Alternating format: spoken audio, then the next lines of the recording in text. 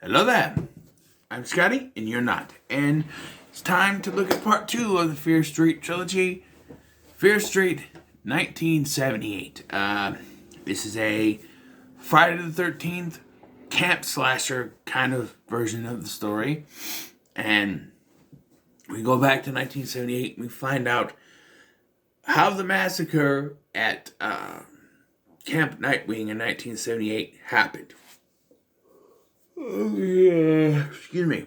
We pick up right where the last one left off with Dina and Josh taking Sam to see Berman, the survivor, one of the survivors of Camp Nightwing, which we find out she's not the only survivor, but, you know. And she tells them the story of how her sister died at the camp Nightwing. We get to see younger versions of Sheriff Nick Good and his brother, the mayor, who we've only really seen on TV, I think. And I think a younger version of the deputy we saw in an earlier episode.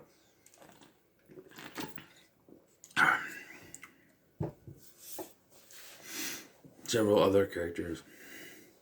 And we get to see the origin of the Nightwing slasher with the potato sack head Jason character, who actually doesn't wear that until like towards the end of this.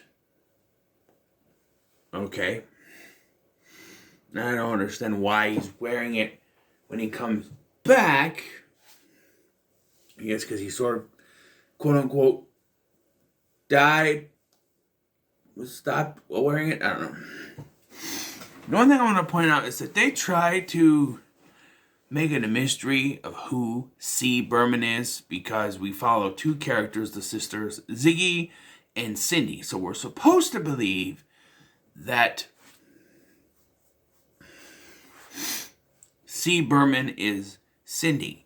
However, being that C. Berman is played by Gillian Jacobs, who is a redhead, and we follow mostly Ziggy throughout this, who is also a redhead. I don't think there's any question as to who C. Berman is. And I tried to play it later. Oh, her real name is Christine. Because she reads Stephen King, you see. But they mentioned Carrie. They're like, oh, you read the book? I'm like, this is 1978. The movie was out, right? 1976 that came out, wasn't it? But yeah, this is very much a Friday the 13th slasher with a camp slasher like The Burning or Friday the 13th with some magic thrown in. But yeah, I enjoyed this one. Did I enjoy it better than the first one? Kind of the same, actually. I thought it was done very well. I thought that the whole atmosphere... Actually, I think I might enjoy this a little better because of the music. The 70s music. I like older style rock music. The 90s stuff was good. But this, you had Carry On My Wayward Son. You had Cherry Bomb. Some other ones. Very good music. My kind of music, actually. And the camp slashing stuff was actually... I thought that the way that they presented Tommy Slater, the killer in this, when he starts killing, he's just relentless. Like, relentless. And we got to spend more time with this singular killer. And the slaughter he goes on. I mean, he murders children. We don't see it on screen, but we see the aftermath when Nick runs in.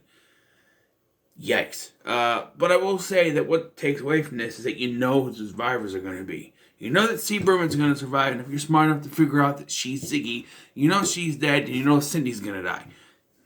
You know that Nick Good and his brother are both going to survive, so they're safe. Everyone else, fair game.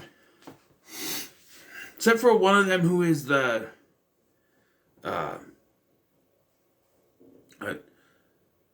Bren's sister or something.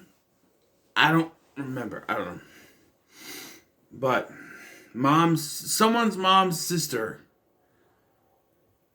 I think. We don't even get to know who that is. But I do say they do. I Another thing that kind of brings it down is that they still follow the same archetype. You have two siblings. That was in the 91, two siblings. You have a rift between two places, Sunnyvale, Shadyside. That was in the first one, but that's a theme, so that's fine. You have two people who are into drugs, just like in the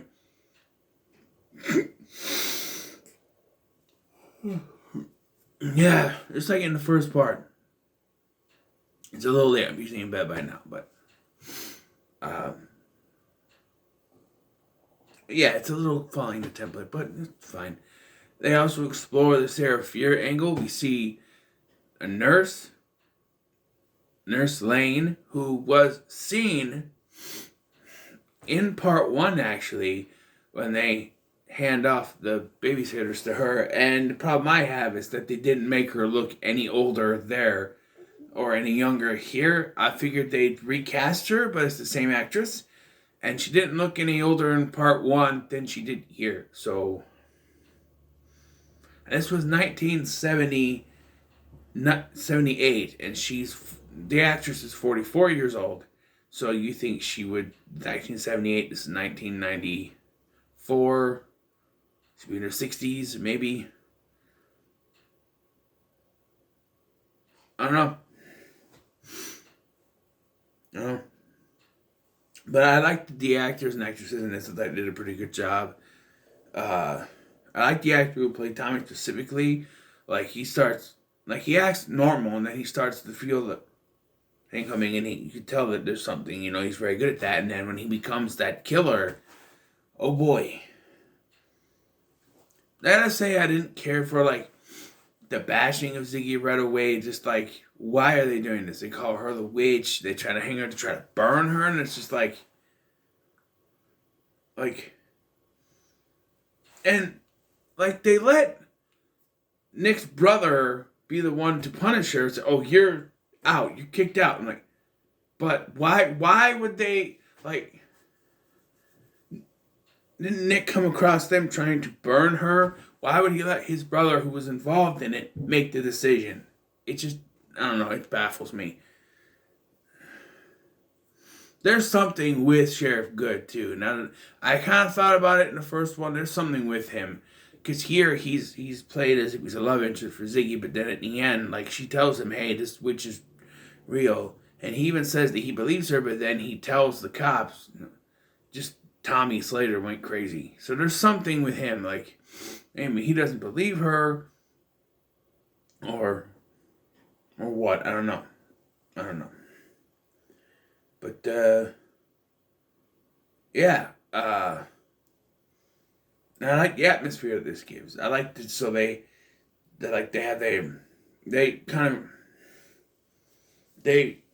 delve more into the backstory a little bit. There's tunnel systems underneath this camp, and the red moss is everywhere. And they kind of, continue that, why is it there? They don't know.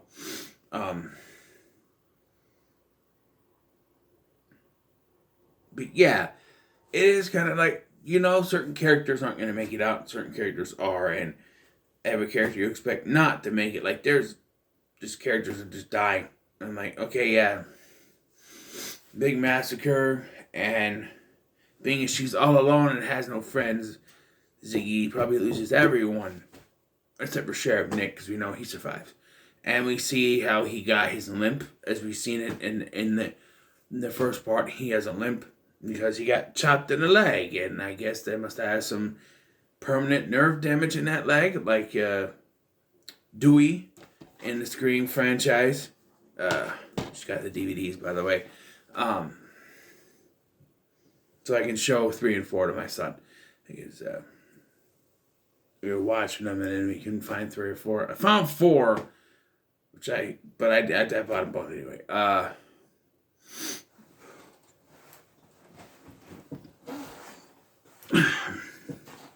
Yeah, I thought this was well done. So, yeah, they go to camp, of course, and I already told you they are going after Ziggy. They're right that she's the witch. Is there no, what is the protocol? We need some actual fucking adults at summer camp. Do they just allow teenagers to run everything? Because you think there at least be one or two adults. The only adult there was the nurse, and she didn't have any control. So why wasn't there any actual adults there? I refuse to believe that the older brother was an adult. It just doesn't. There needs to be adults, one from each side. It just doesn't make any sense. Have it run by teenagers. It just doesn't make any sense. They just run wild, as you see here. I'm just saying. But yeah, so stuff happens. The nurse goes crazy, attacks Tommy because she's seen his name on there. But she gets taken away because they think she's nuts. But of course, Tommy goes crazy and starts becoming a killer. They listen to her. And sisters get separated. And that's one of the negatives I have, is that these sisters should be working together and they're separated for most of the runtime because Ziggy is busy doing other stuff. She's separated with her ex-friend Alice, and we spend all the time bringing it back together, and then Alice ends up dead anyway, so what was the point of bringing that relationship together? And again, they build on the relationship of Ziggy and Sheriff Nick, but you know that's not going to work out because they don't talk in present day, so there's no investment in that, and so that's out the window. But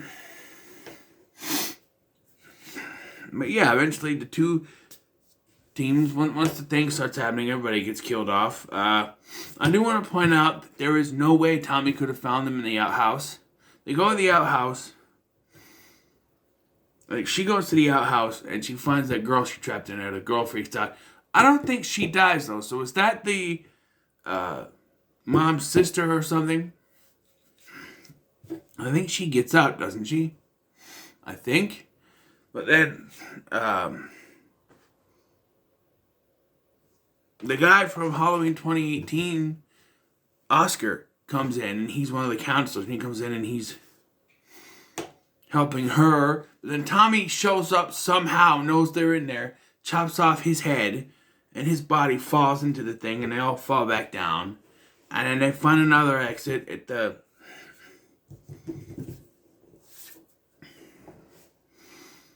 they figure out there's another exit in the mess hall. But then Alice stays behind because her leg is hurt. She goes, "Go ahead, I'll go. I'll meet you with you." I'm like, why don't they go at the same time?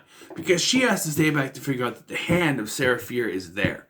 So they can find it and say they're going to put it with the rest of the body, but they don't know where the body is. And he gets buried by the tree eventually. Yeah, Alice gets it. She dies. And then we get this brutal killing. And first and foremost, it gets repetitive because as they're going, Ziggy bleeds on the hand. It raises all the other killers, and we get a sort of repeat just at a camp of what happened last time. But all the killers coming in, attacking people, and you get the milkman and Tommy. And like I said, he doesn't get his little mask thing until Ziggy tries to get him, tries to suffocate him with it. And it sticks to his head, and there it is. And it's like 20 minutes left of the film. Maybe not even that, but I don't know. Ziggy and Cindy are both killed. And if you had your doubts that C. Berman was Ziggy, the way that Cindy is killed, there's no way she's coming back from it. Because you know that C. Berman is resuscitated. However, I find it implausible that you could be resuscitated from knife wounds. I don't see how that works, but like Cindy gets like stabbed to fuck with the axe, and then or hacked with the axe, I guess you would say. And then Ziggy is just stabbed with the knife on the sides, and they both kind of pass out with their arms reached to each other. But Sheriff Nick comes in and resuscitates Ziggy, and that's when it's revealed, oh, she's Ziggy, and it's like, okay. But how can you resuscitate? How can you give CPR to someone who is stabbed? It doesn't make any sense to me. I don't know. Maybe it is something that happens, but it just doesn't make any sense to me. I don't know. Yes, and then the kids, she's telling the story. She's like, "Oh, my sister died," and they're like, and like the brother's like, "You're Ziggy?" And I'm like, "Wait, I know we're supposed to guess, but how would they not know? She's telling the story. She has to tell it from a point of view. Therefore, they would already know that she was Ziggy. So it doesn't make any sense. All they could have to reveal that her name is Christine. And then Sheriff Nick, who said that he believed her earlier on, is now like, oh, it was Tommy Slater. He just went crazy for some reason. There's got to be something with him. Maybe he just, maybe just Sonny Valers and Shady Siders just don't belong together, and Sonny Valers are just dicks. Right? I don't know. But we cut back to 1994, and Seaberman finishes the story. She says that she thought it would be over, but it never ends. And I'm like, did you forget you just told the story where you said that a way to stop it is to reunite the hand with the body. And you're telling them there's no way to stop it. Yes, you don't know where the body is, but why can't you just tell them where you find the body?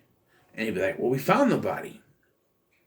And so I guess the sheriff gets a call. That's going to play into the next one, I guess. And so Dina and Josh leave Sam tied up to Ziggy's radiator. And then they go to where the body is. And she starts to bleed from her nose again. And she puts the hand on the body, and she's transported back to 1666 in the body of Sarah Fierce. End credits. To be continued. Yes, we'll get to part 3, excuse me. I thought this was pretty good. I thought it was maybe a little bit better. The camp slasher aspect. I love a good camp slasher, so it was probably a little bit better than the first one. But I'm still going to say that when it comes to Street Fighter, Fear Street, 1978, I would say it's pretty good. So far, so good, right? So what are your thoughts on Fear Street in 1978? Leave in the comments below. Make sure to like, share, and subscribe. Thank you for watching. I've been Scotty, and I'll see you in the next one.